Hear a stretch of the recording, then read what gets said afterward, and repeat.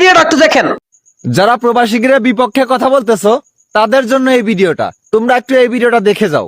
ওরা যদি এসে দেশে যদি ট্যাক্স দিতে হয় এই মোবাইল ইউজ করার জন্য, এটার চেয়ে আর লজ্জাজনক আর কিছুই হতে পারে না। ওরা প্রথমে ডিক্লার দিল প্রবাসীরা ফ্রিতে মোবাইল আনতে পারবে, ফাইন।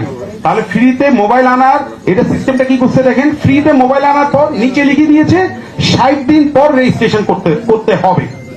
তাহলে দেখেন এনআইআর সিস্টেমে রেজিস্ট্রেশন করতে হলে শুল্ক পেমেন্ট ছাড়া কোনোভাবে রেজিস্ট্রেশনের সুযোগ এরা রাখে নাই।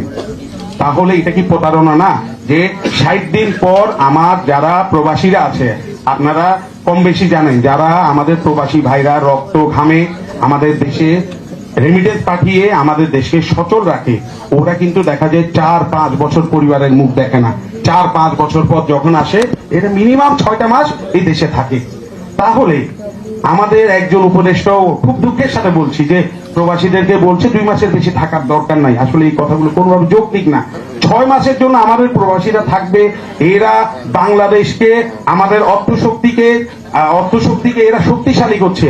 ওরা যদি এসে দেশে যদি ট্যাক্স দিতে হয় এই মোবাইল ইউজ করার জন্য, এটার চেয়ে আর লজ্জাজনক আর কিছুই হতে পারে না।